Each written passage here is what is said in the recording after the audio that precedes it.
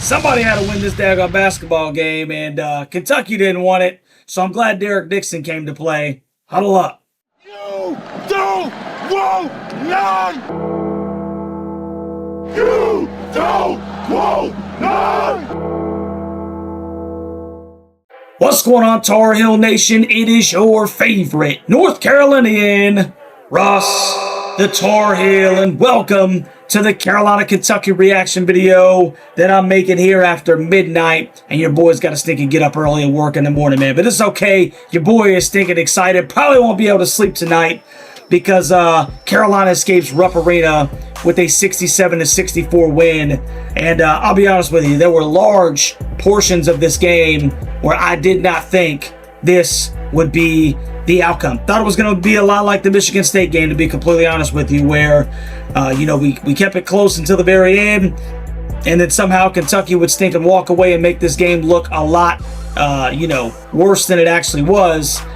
However, the Wildcats didn't want this, bro, and it was just a matter of Carolina was going to stink and take it. I mean, they were literally holding it out there like, here, Carolina, please, we want you to win this basketball game. And Derek Dixon came to stink and play. Not only, we'll talk about Derek Dixon in a second, man. How about Henry Vasar? Henry Vasar finished with 17 points, 10 boards, double-double. And he kind of owned the paint every time he touched the ball, man. You know, at least from my perspective, I thought that that's where the offense was really working well through. You could tell that HD was trying to isolate him, give him a good post-entry pass. Everybody would clear out and let Henry face up and kind of go to work.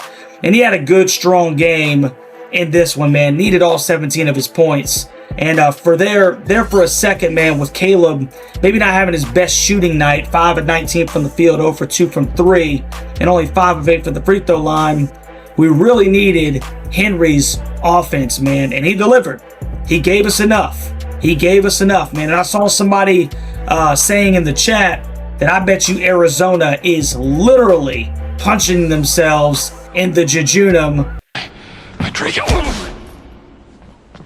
because Henry is a stinking player, bro. We got a pretty good player in Henry Vasar, man. He was much more off in Vasar than Henry in this one. Caleb still played with great energy, man. I know a lot of guys were talking about how he was kind of forcing the issue. He did take 19 shots. That's a ton. You know, just over 25% from the field. But he still played hard. He gave good energy. Sometimes he's got to settle down a little bit. You know, sometimes he can tend to kind of force things a little bit. But all in all, man, 15 points, 12 boards, 6 assists to only 2 turnovers. Also had 2 steals and a block. So, I'm not going to complain too much about the young man because I love the energy that he brings. We'll talk about some other things with C-Dub, maybe later on. But for all intents and purposes, man, him and Henry continue to be, double-double, borderline double-double machines night in and night out, and that's where the offense runs through. Now, Luka fouled out in this game, went 4 for 11, 3 of 6 from 3, so he did shoot 50% from 3. One of them was a corner 3 that was a huge shot that Carolina needed with about 3-4 minutes left, if I'm not mistaken. So Luka's got to continue to be better offensively. He finished with 2 assists and 4 turnovers. That's not good. A 1 to 2 assist to turnover ratio is not good. So he's got to clean up the turnovers, man, because he was a little careless with the basketball in this game. So he's got to continue to improve. Evans. I don't know what to say about Kyan, man. I mean, he's just not playing well. He looks timid, not attacking. There's been a couple of times where I thought, he had the edge and he kind of pulls it back because he's just not sure. It seems like he's not confident in there. And I tell you who was confident. Derek Dixon.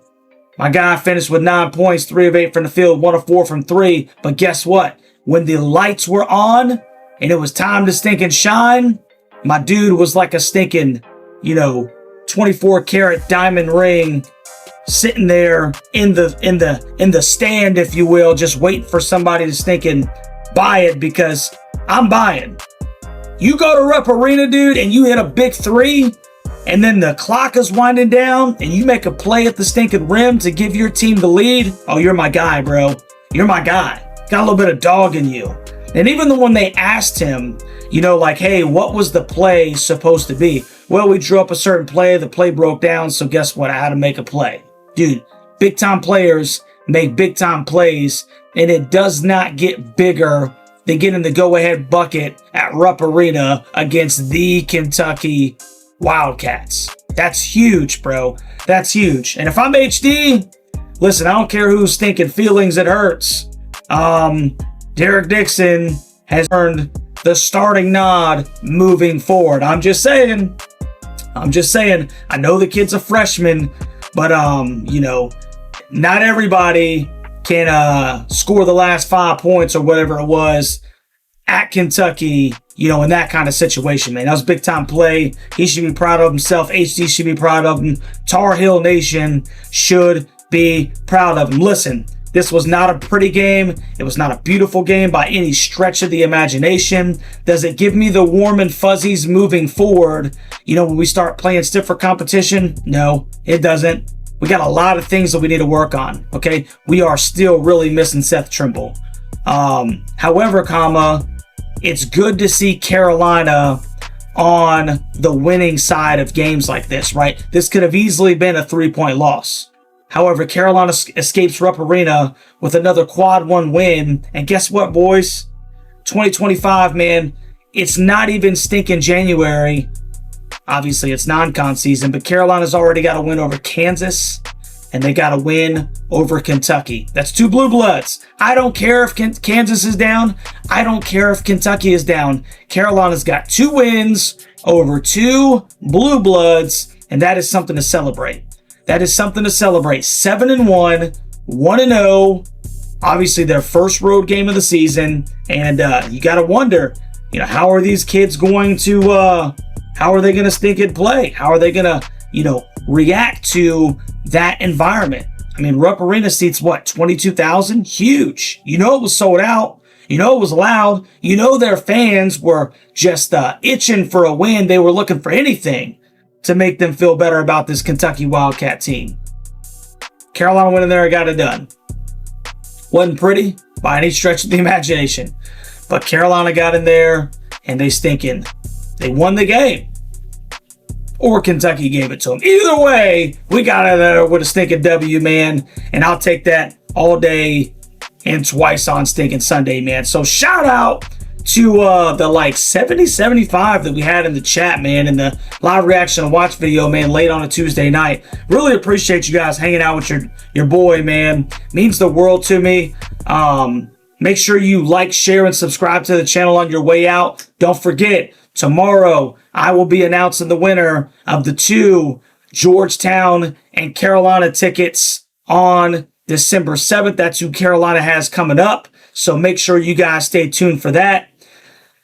It is a great day to be a Tar Heel, baby, especially when you beat Kentucky at Rupp Arena. Go to hell, Duke. Go to hell, State. Oh, yeah, man, and don't forget to comment down in the comment section what you thought about this daggone basketball game. Love you guys. Go Heels. We'll catch you on the next one, baby.